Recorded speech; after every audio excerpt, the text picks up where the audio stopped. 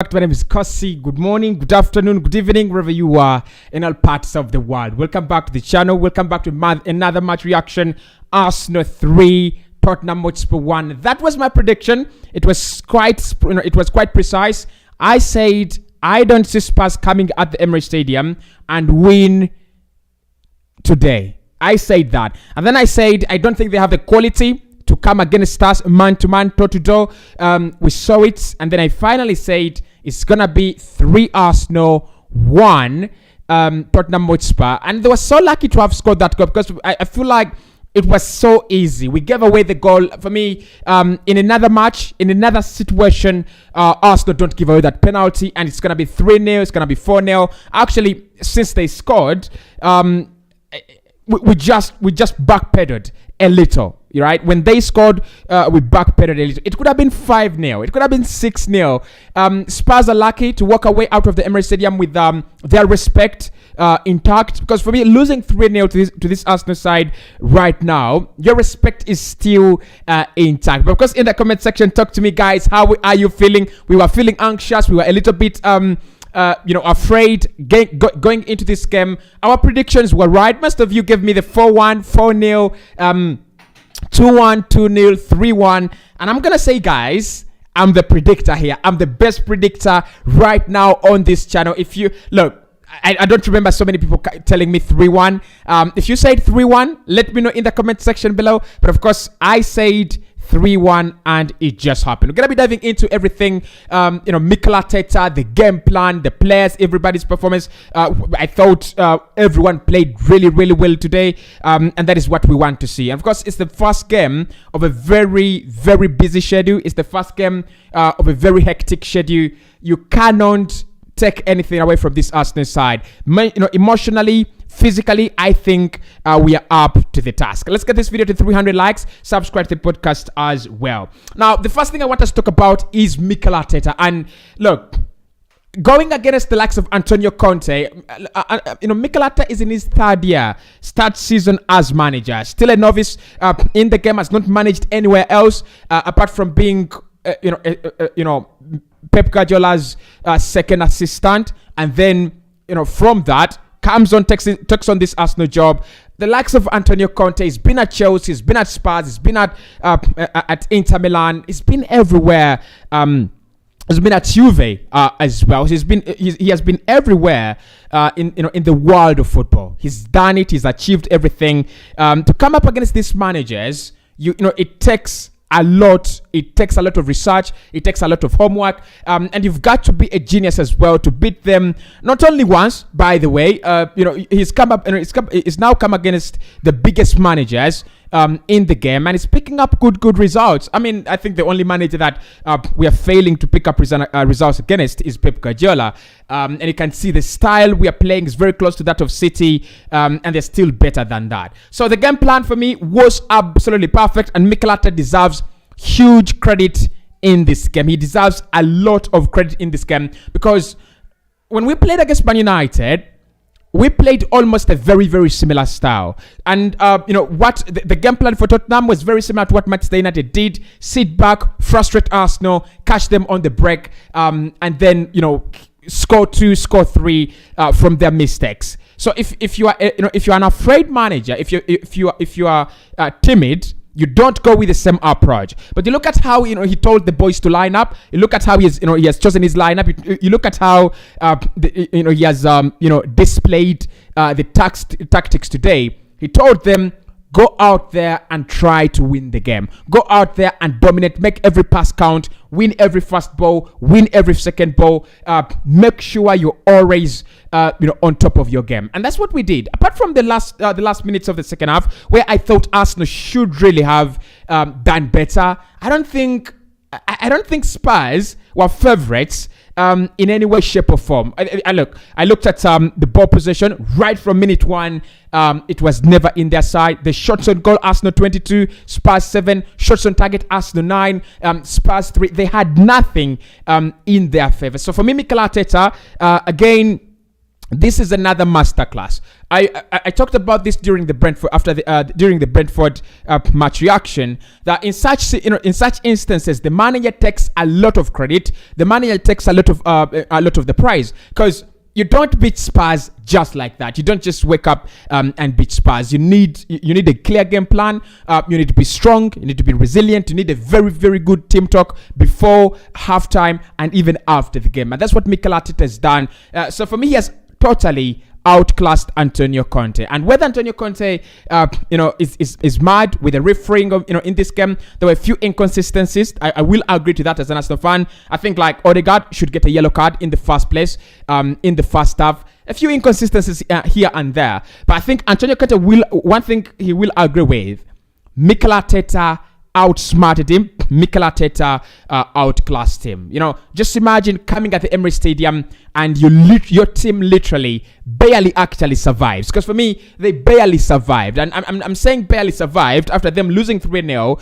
It could have been worse. It could have been 4. It could have been 5. I thought Gabriel Jesus should have scored a second goal. I think Gabriel Martinelli should have scored. And Granit Xhaka should have scored a brace today. So around 3 chances went begging in this game, and the likes of those balls that were being swung in by Bukayo Saka, if they had made a better connection, it could have been even 7, even 6. So I thought Arteta had a very, very good display, and I hope it continues. It's going to be October. This is where it's going to be really, really tested as a manager. Can you deliver under pressure? Can you stand the pressure? You have 9 games in 30 days. 2 big games at the Emirates Stadium, Liverpool and Tottenham Hotspur.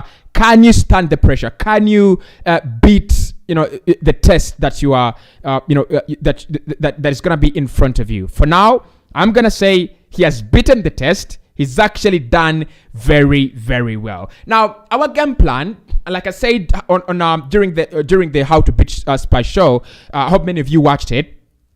Our game plan was freeze Spurs, right? And make sure that they don't get out, right? I mean, they were always going to play a low block. They're always going to try to, play that kind of organized shape. They're always going to stay disciplined and make sure that Arsenal don't have those easy penetrations. I think they did that very well. You look at the goals we've scored, they're not goals where you have this kind of easy penetration. I don't think so. Actually, apart from the Gabriel Jesus goal, where I thought against Spurs should have done a little bit better, Hugo Lloris and his defense, I think Arsenal scored these goals from pure manufacturing. You look at the Partey goal, that is purely a cracker out of the box. You look at the Gabriel Jesus goal, it is being relentless. It is not an easy ball through and then Arsenal a through on goal. It is being relentless, pushing and pushing and pushing, and in the end, Spurs gave in. Probably maybe the third goal for Granit Xhaka, that is where we broke them. They were down to 10 men, and I think they were still struggling to come to realize, do we try to get an equalizer? Do we try to get a second, or do we sit in shape and try not to concede another goal? I think that is where they failed the test. That is where they failed at it. Because for me, the moment they conceded a second, their game plan should have been sit back and wait for this Arsenal side to do whatever they do, to do whatever crap they want to do, but sit back and do damage limitation. But when they considered a second, they came out flying, tackles flying here and there, and they wanted to get the equalizer as quick as possible. When they get the red card, Arsenal take advantage. Xhaka has the goal, and for me, it was a no-brainer. It was purely a no-brainer. So the game plan for me, guys, worked out very, very well. I hope Mikel Arteta can start doing this. Plan game per game. It's very good. We stay in shape. We play the same way we want to play. The blueprint is there. Everything is good. But can we keep on? Can we start planning game by game? The way you approach Manchester United should be different from how you approach Spurs, should be different from how you approach Liverpool and Manchester City. So the game plan and Mikel Arteta totally on board today. In the player ratings today, later on, we'll talk about Mikel, and I think he might get a 10 out of 10 today. I mean, if you win the North London Derby, in that early kickoff where everyone knows the early kickoff is hectic, the early kickoff is dangerous, the early kickoff is difficult. If your manager deserves a 10 out of 10, you definitely give it to him. Now, the thing I want us to talk about is the performance in general. I think this is our best performance in this season in general. In most games, we have had a good performance in the first half, then a mediocre performance in the second, a mediocre performance in the first half, then a good one in the second half. But in this game, let's agree with these guys. I think this is our best performance this season. Let's track back against Brentford.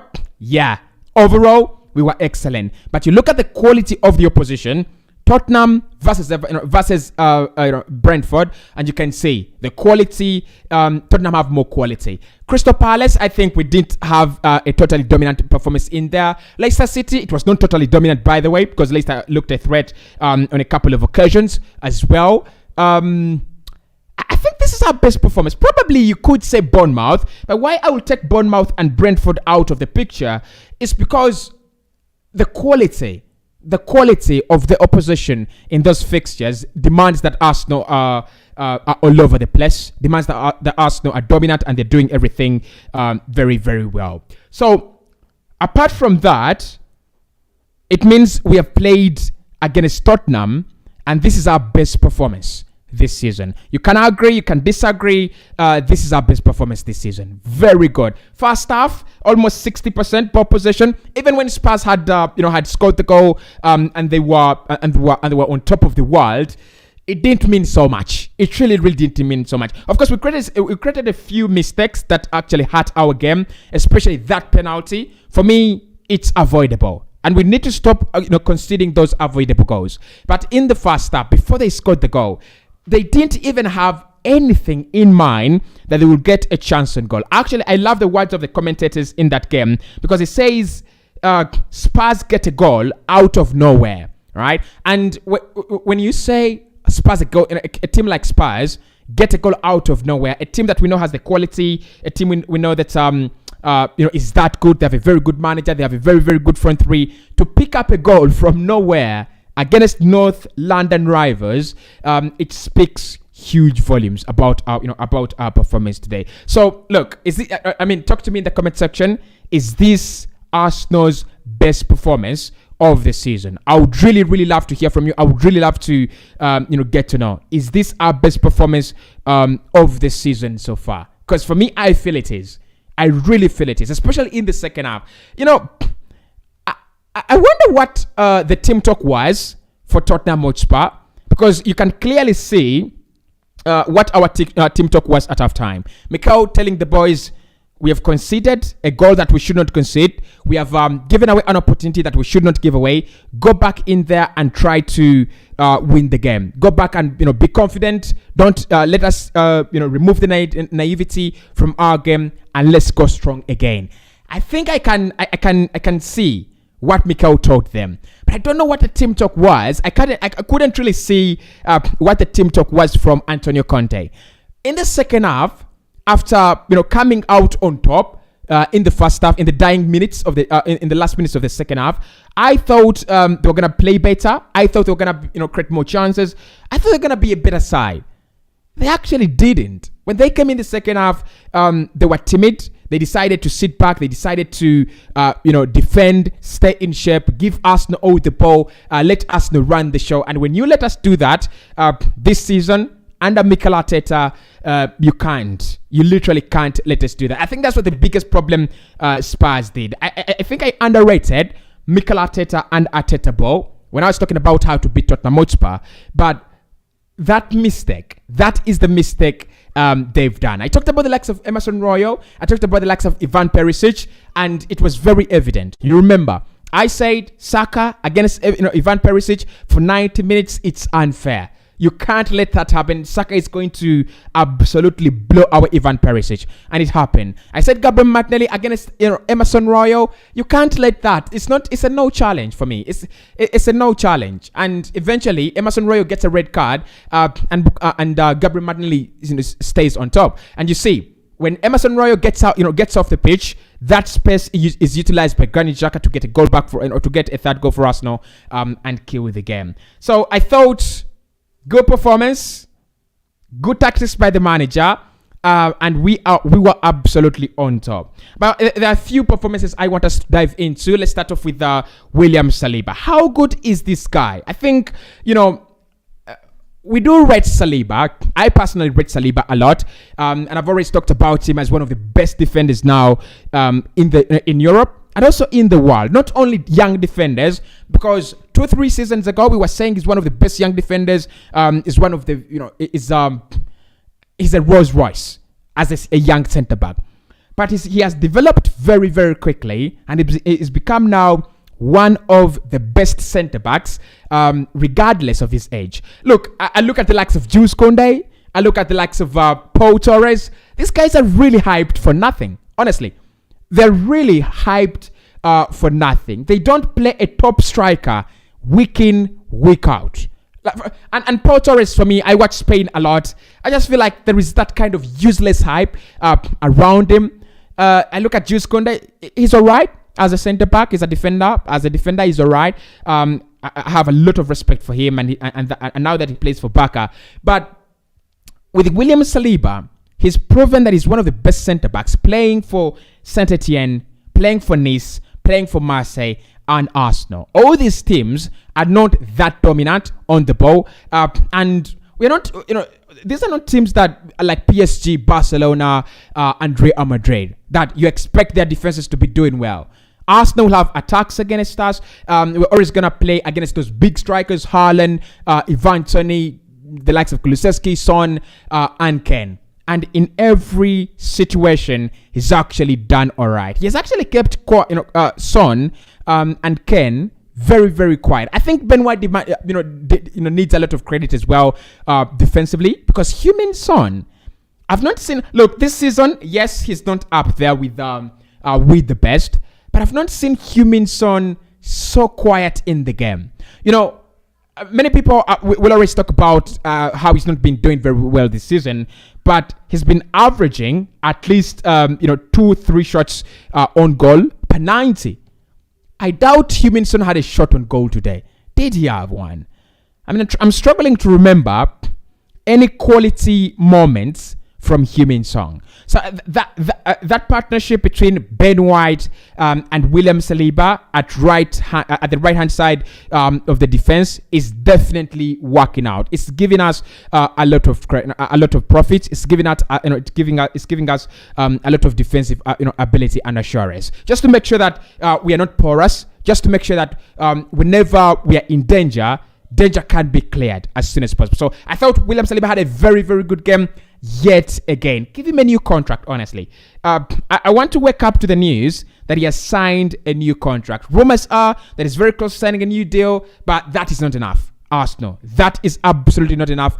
Give him a new contract. We need him to stay, and we need that contract very, very soon. Otherwise, if he enters the last year of his contract, and the likes of Bayern start sniffing around, the likes of Juve, start sniffing around, it's not going to be the best of news. But for me, Saliba, best centre back by a mile again today. Alexander Zinchenko, another masterclass.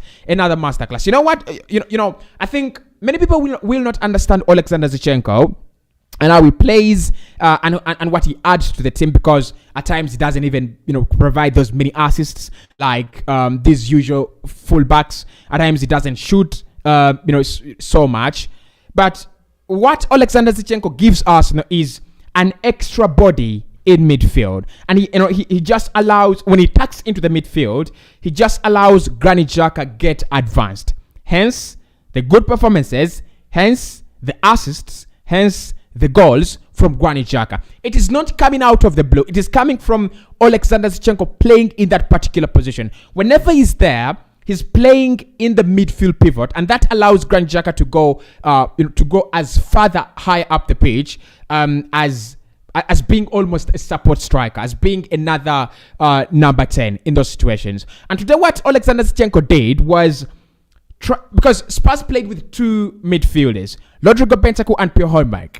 For us, we played with three: Xhaka, Partey, and Odegaard. So what Alexander Zinchenko made sure of was Arsenal have, the midfield, overloads. We created, the midfield overloads very well. We had 4 midfielders against 2. There was no way they were going to win the midfield. How did they think they were going to win the midfield battles where they had 2 midfielders and we had 4, right? Genius from Mikel Arteta. Absolutely genius. Because, look, I said this in the preview. If you control the midfield, you're likely to win this game.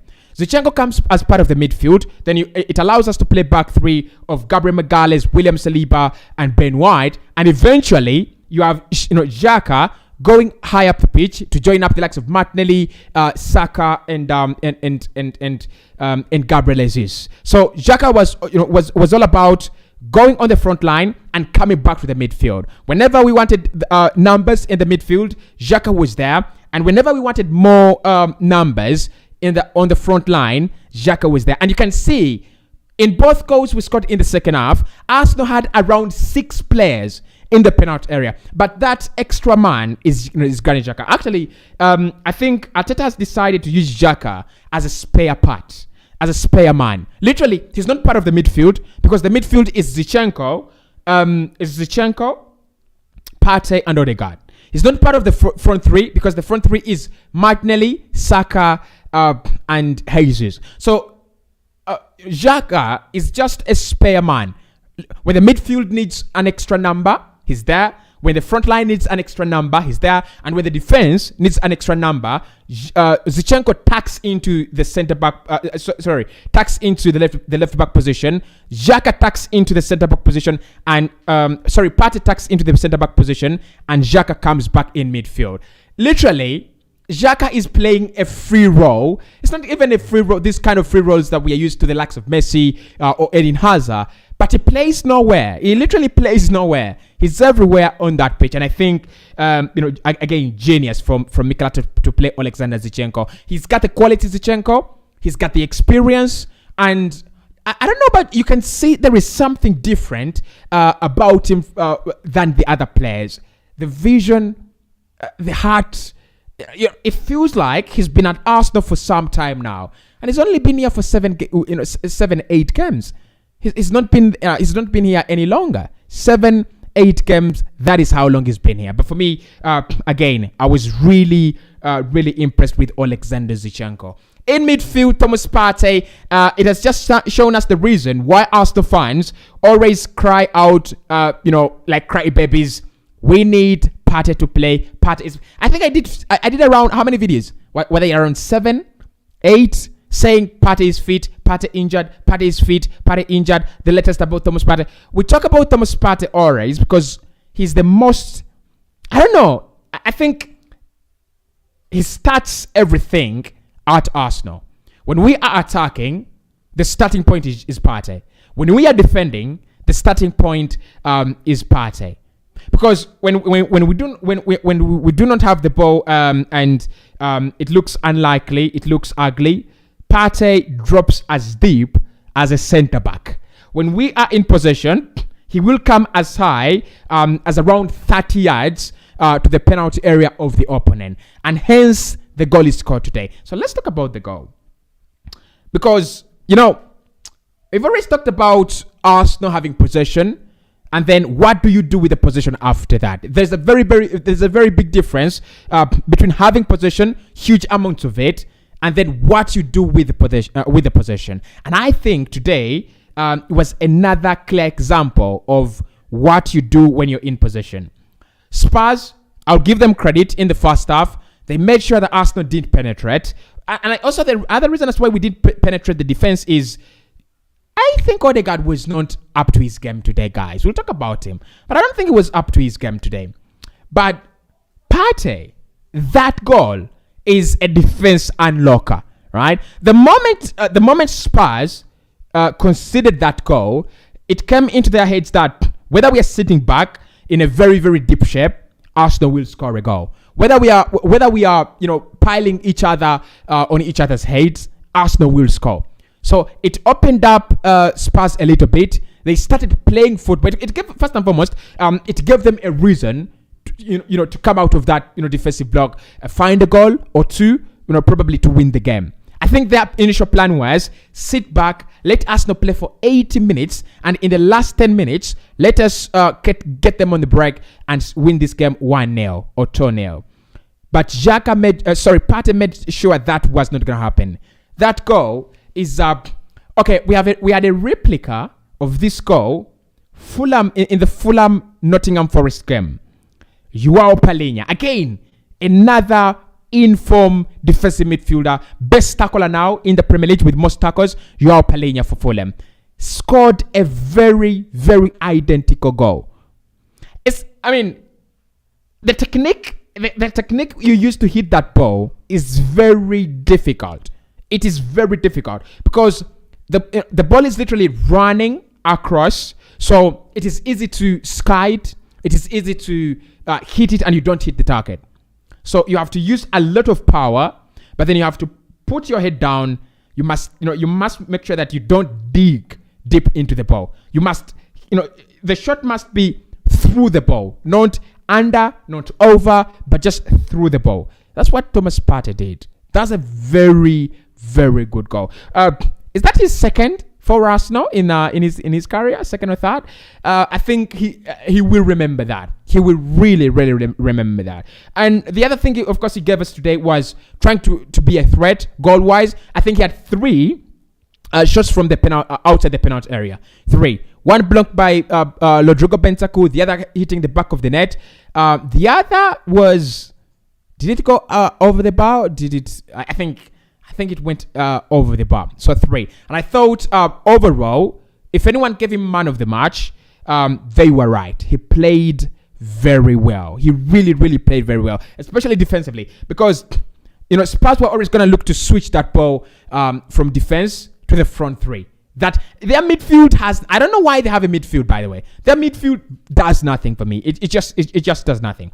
So they're always going to look to switch that ball from defense to attack swiftly. So Thomas Partey was that guy to make sure that it doesn't happen. Thomas Partey was the guy to make sure that whenever they were trying to look for Kane, Son, and Richarlison, it doesn't happen. And then offensively, we've already talked about Partey. We always score more goals with Thomas Partey, and it allows us to play the way we play and the way we are supposed to play. Reason 1, he's talented. Reason 2, he's got the vision and his passing is very, very good. You could see those good balls coming into Gabriel Martinelli, from congested areas to find Martinelli in space, to find Xhaka in space. Those balls that he always, make sure that they're flying in.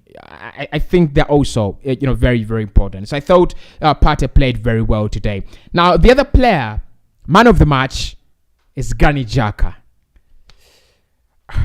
What should we say about Xhaka this season? Brilliant for Switzerland, brilliant for Arsenal, brilliant for the fans, brilliant for the manager, brilliant for himself as well.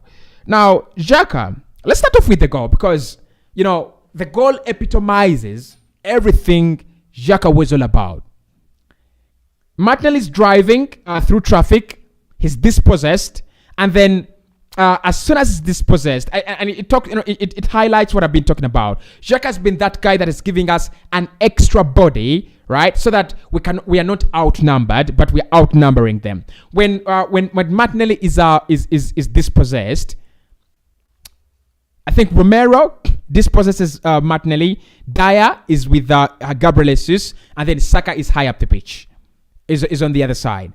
There is one more player Spurs are not tracking, and that is Granit Xhaka. And then he takes a very, very wonderful touch, hits the back of the net. Look, when he gets in that area, I'm like, is he going to try to find someone at the back post, which would have been a very, very good idea as well. But he decides to hit through it very confidently, hits it low. I don't know how he's become so good, guys. I don't know how he's become so good, because literally in the previous days, all he would do there is skyrocket that ball into the heavens. But those are 2 now shots that I've seen with him. He comes down, hits it in the ground, and gets to the back of the net. The goal against Leicester City, you remember as well, that goal. I mean, it required a simple tap-in, and he's there to provide the tap-in. And again, today, you needed a low shot, but with enough power to beat Hugo Lloris, and he's the guy. Because for me, that ball, if he hits it at this kind of height, that height is very good for goalkeepers, Hugo Lloris would have repelled it. But the fact that he hits it in the ground, it makes it so hard for a goalkeeper. It makes it so hard for Hugo Lloris. He doesn't have a chance. Arsenal 3, and the game is over. For me, the game is gone at that moment. But the credit for me for Granit Xhaka is not with the goal only, but the role he's played in this game. Rodrigo Bentancur needed tracking. Pierre-Emile Højbjerg needed tracking as well. So Partey could not literally track two people. Of course, we know he has the engine and he's that talented. But you cannot let Partey track two midfielders alone. So Xhaka was always there to make sure that Rodrigo Bentancur doesn't receive the ball slightly, not slightly, but comfortably. And when he received the ball, he was also there to make sure that he doesn't even, he doesn't just, get that passing range. So Xhaka, good performance as well. Very, very good performance. Now, the forward three, I think all of them played really, really well. I'm really struggling to find one that didn't play well on the forward three. Saka, the role he played today was, you have to make sure that Ivan Perisic doesn't come to create problems for us up front. Gabriel Martinelli as well. Make sure that Emerson Royal doesn't come to create problems for us as well. So we had to limit and pin back their fullbacks using our wingers. They did that. How many chances did Ivan Perisic create today? I think none. How many chances did Emerson Royal create today? Of course, we know literally for him he creates no chances for for Spurs. But let's start off with Saka. The shot to give us the second goal is a genius, and that is what is all. That is what his game is all about. Bukayo Saka, making sure that things happen, especially when Arsenal are stuck. We were passing the ball around. Passing was sleek. Everything was going on, but we needed something different. And the way he generates the power behind the ball, Hugo Lloris spills it. There is some kind of commotion. I think there is poor defending from Spurs, and then we get our second. We'll talk about Gabriel Jesus' relentlessness, but Saka, the shot is quality, and also the other thing he did was making sure that he was stretching the pitch as wide as possible. I didn't see him try to come inside a lot. He was stretching the pitch. So the bad thing with a back three is this one. When you're stretched, right? When you're stretched a lot, your wing backs will be drawn inside. Will be pegged back in your own half, right? So the wing backs were pegged back by Martinelli and Saka, and then that meant that either Christian Romero or Eric Dyer had to go and help out Emerson Royal and Ivan Perisic. That created a lot of spaces for us down to the middle. Saka, again, another very, very good game. I don't know whether he gets an assist in this game. I think he won't get an assist. Unlucky. He won't get an assist because when he hits that ball, it hits Lloris, then it hits again. I think Christian Romero, and then that's where Jesus pounces on it. This first goal, it is White who lays the ball to Partey. The third goal, it is more of a Martinelli involvement. So Saka no assists today, no goals today, but for me, he deserved the goal. Honestly, he deserved the goal. I think he should have scored in that game. He really, really should have scored. But again, he's getting back to the levels that we know. We know he can, give the quality. He is giving us that quality that he's capable of. I'm happy with him. Martinelli, one of my men of the match in this one. Ivan Perisic is 33. I said it. Why don't you play, Ryan Sessegnon? I mean, I just gave Antonio Conte advice for nothing. Play Ryan Sessegnon against Martinelli. Martinelli is fast. Martinelli is strong. Martinelli is intelligent. Martinelli is direct. Martinelli is every definition of a modern forward. Actually, many centre backs and full backs will say, "You rather give me Salah right now than Gabriel Martinelli," because he never stops running, and you never guess the direction in which he's gonna be running. Is he gonna drift inside? Is he gonna run parallel? Is he just running towards his own goal? He's a threat. He's a threat wherever he is, in his own half, in your own half, in the penalty area, outside the penalty area. He is a threat. And finally, Gabriel Jesus. The goal is spectacular for me. The goal is spectacular, not because it's a very, very good goal, but the relentlessness, the pressure he applies on these centre backs, it is too much. It is really, really too much. I mean, you can hold Haaland. The difference between Jesus and Haaland is Haaland needs a few touches to score. Gabriel Jesus is uncontainable. Even when Arsenal are not in possession, you're feeling his presence. You always feel his presence. He's a deadly guy. He's a deadly striker. I think many centre backs will say you don't want to play against him right now. He's always pressing you, and for me, he should have scored 2 goals because he gets a very clear header in the second half. A very, very clear header, and in my opinion, I've gone. You should score that. You really, really should score that. But even before that, he had really, really played well because Spurs have that tendency of playing out from the back. I talked about it in How to Beat Tottenham series, that whenever you look at Cristiano Romero, he's got the ball playing ability of players like Joachim Andersen, right? So how do you stop Spurs? Make sure those long balls into the final 3 from Cristiano Romero, Pierre-Emerick Aubameyang, and Bentancur are not happening. And who is there to stop Cristiano Romero and Eric Dyer from playing those balls? It's always Gabriel Jesus. So for me as well, I thought he had a very, very good game. Time for you guys to talk to me in the comment section. What is your reaction? Are you happy? Your man of the match as well. I've looked at a few of your comments in the first hour of the first video. But of course, man of the match, moment of the match as well in the comment section. I want to have your thoughts right about now. Okay. Issa says, you're also funny.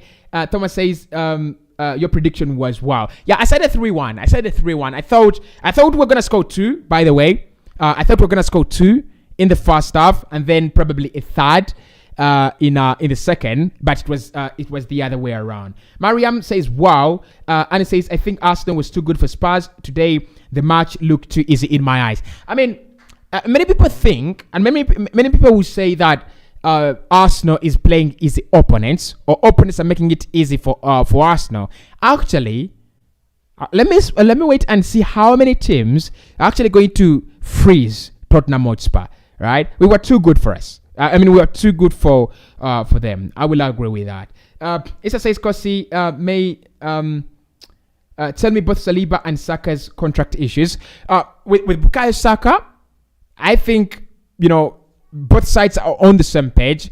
I don't know what's really happening. I don't know why he's not signing yet. With William Saliba, I think there is an agreement in principle. There is no rush, according to David Ornstein, but it will be signed. It will get done. Okay. Anna says, Cossy, seriously, the match is not tough as we thought. Maybe Tottenham didn't play. Look, I think their game plan was exposed. We exposed their game plan. Maybe they slightly underestimated Arsenal. They never thought that we would freeze them. They never thought that we would give them that run for their money, right? And then Issa says, hi bro, thanks for coming back. Cap says, I'm so excited that I'll be bathing for the whole week. And then Issa says, that's average. That's the revenge of the last season, bro. I predicted 3-1. Check on your video yesterday. So thank you so much guys for watching. I'll be back with the player ratings, Mikel-Arteta's press conference, the 6 things we learned. And of course, there is no time. We have to dive into the Bodo Glimt game on Thursday. And as well, the Liverpool previews will all be coming up. Make sure you're subscribing. Make sure you're watching, and I'll see you soon.